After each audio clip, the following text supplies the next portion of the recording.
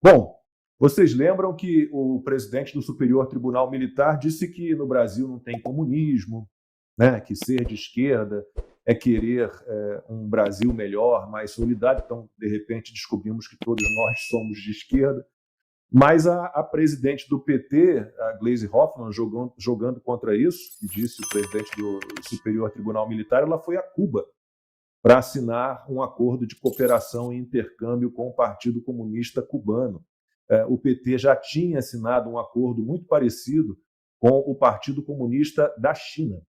E a ideia é a mesma, é fortalecer a troca de experiências.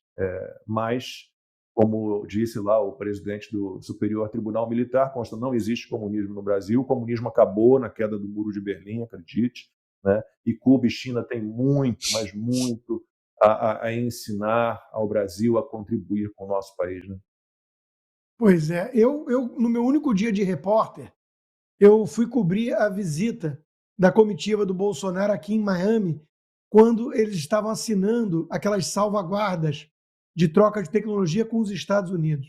Então, durante o governo Bolsonaro, houve uma aproximação do Brasil com o Ocidente, com o líder do Ocidente, que é claro, os Estados Unidos, enquanto que o Lula agora se aproxima de quem? Do Irã, da Nicarágua, Cuba e Venezuela sempre foram parceiros do PT, China e Rússia. Então, isso já responde, né? São os regimes comunistas remanescentes. À exceção da Coreia do Norte, que é isoladona, o resto, o Brasil lulista está fazendo de tudo para cair nas graças. Mas imagina se existisse, né, o comunismo. Eu fiquei espantado, Lacombe, que até o editorial do Estadão hoje reconhece como farsa, como um teatro farsesco, aquelas críticas que o governo Lula e o próprio presidente fez à eleição na Venezuela. Né? Eu digo espanto por quê? Não porque é um teatro, óbvio que é. Né? Eu falei isso num primeiro momento. O Maduro não virou ditador agora. Há 20 anos que a Venezuela é uma ditadura sem eleição limpa, transparente. Aliás, o Maduro, sob pressão do mundo, está dizendo que tem o melhor processo eleitoral do planeta. Tem que discutir isso com o Barroso. Talvez ele seja incluído até num inquérito de fake news aí, porque todo mundo sabe que na Venezuela o processo eleitoral é no máximo o segundo colocado. O primeiro é brasileiro, é o Brasil. Né? Então, brincadeiras à parte, né? É óbvio que é um teatro mequetrefe, porque o Lula continua super, ultra empolgado e simpatizante do modelo do socialismo do século XXI venezuelano. Ele adoraria ser o Maduro no Brasil. Ele ainda não pode, então ele tem que fazer um pouquinho mais de teatro. É só isso. Né? E o que é a Venezuela se não uma ditadura comunista? O Barroso vai dizer uma vez mais que não, é uma ditadura de direita porque tem os militares juntos. Esse conceito eu nunca vi em nenhum livro. O Putin também tem o exército dele, a China nem se fala, e nem por isso são ditaduras de direita. Né? É um conceito um tanto estranho do nosso iluminado ministro. Mas o fato é que o mundo ainda tem várias ditaduras socialistas, sim, e não por acaso todas elas são companheiras do PT.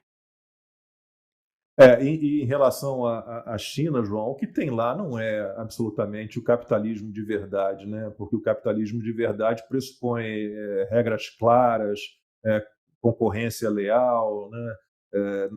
Não pode ter exploração da mão de obra como tem lá na China, né? Agressão ao meio ambiente num nível absurdo, e a participação do Partido Comunista da China em quase todas as médias e grandes empresas. Eu tenho um conhecido que é brasileiro, filho de chineses, um grande empresário no Brasil, e um dia ele me contou exatamente como funciona. Ele, inclusive, foi chamado para voltar à China, porque o Partido Comunista da China procurou todas aquelas pessoas que saíram do país na época da Revolução Cultural e tal, e convidou, e as pessoas bem-sucedidas, claro, né, espalhadas pelo mundo todo, convidou essas pessoas para que voltassem à China de alguma forma, com investimentos, desde que, né, o Partido Comunista da China fosse sócia. Então, aquilo ali não é absolutamente comunismo, né? E aquela falta de liberdade absoluta também não nos interessa nem um pouco. Então, esse convênio do PT com o Partido Comunista cubano e com o Partido Comunista da China, para quê? Não, para quê? Exatamente, né? E aí a gente volta naquela história dos liberais, dos isentões e tal, e perguntar para eles, né? Isso realmente surpreende vocês? Vocês realmente achavam que isso não ia acontecer, né? Os Pérsios Aridas da vida, os Alexandre Schwartzman, é surpresa para vocês? É inacreditável, né? Achar que isso é uma surpresa, né? Agora é de fato, esse comunismo moderno, né? Que ele entendeu que precisa de alguma forma da economia de mercado, claro, né? Que não livre, né? Com o governo, com o Partido Comunista se inserindo a todo instante, e não é qualquer semelhança com o Brasil, com o governo se intrometendo nas empresas, não é mera coincidência.